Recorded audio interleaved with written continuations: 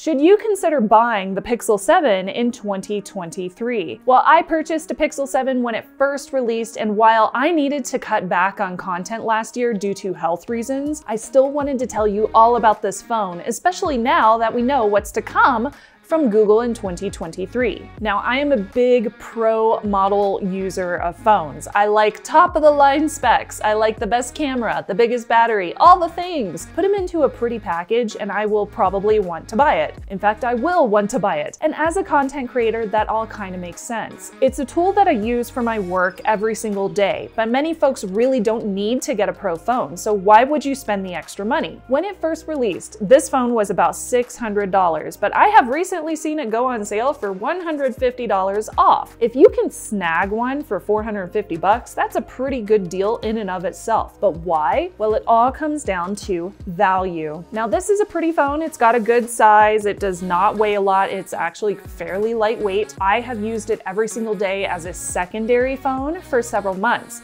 Now, I do not use this as my primary because my use case, but I did try to test it as a normal consumer would. This phone comes with all the goods that you would get in Android, like the always-on display, the great notifications and lock screen controls to show or not show whatever you want. You can do all those fun tricks in the Photos app with your pictures, like Face Unblur and Magic Eraser and Motion Blur, and you can really go to town on your home screen by adding widgets, customizing where icons sit, all the colors, and choosing which conversations pop up like little bubbles on your screen.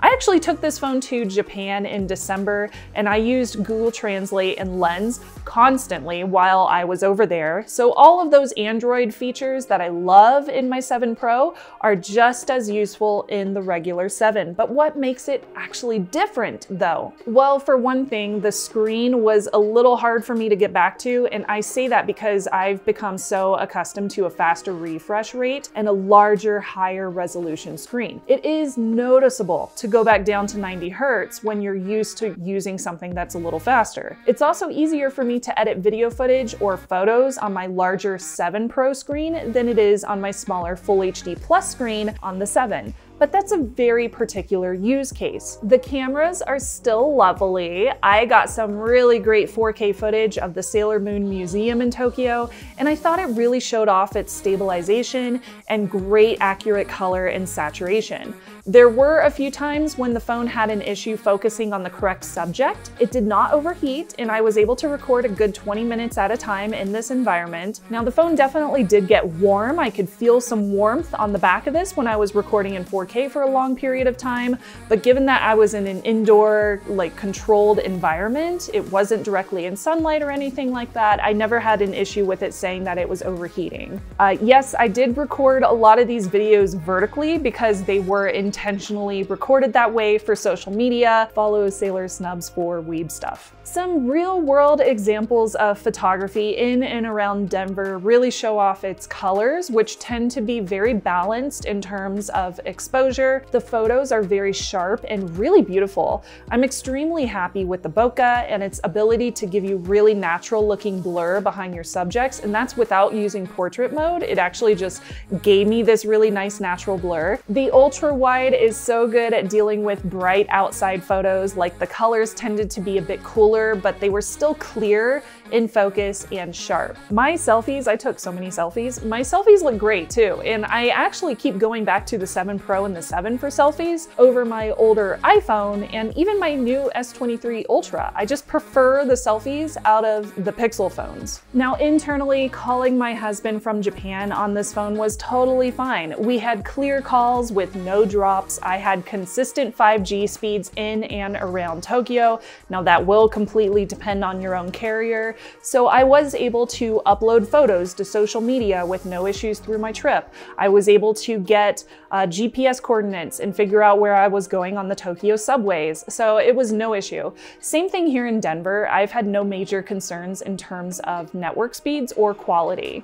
Now, I am glad that last year's model brought back Face Unlock, which makes life so much easier. I tend to use the fingerprint sensor more because unlike the 6 models, the 7 models have a much faster, more precise sensor. I did notice when trying to edit 4K videos with Adobe Rush, it did freeze pretty consistently, and I think that has to do with the processing.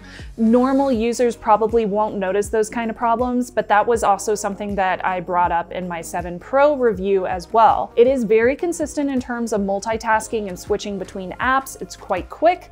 It's just about as quick and easy as my 7 Pro is in terms of that kind of reliability for multitasking. Of course, battery is going to be a big concern after having this thing for several months. Now, I love that the regular model has fast wireless charging up to 12 watts and fast wired charging too, which will get up to 50% in 30 minutes, just about 30 minutes with Google's charger.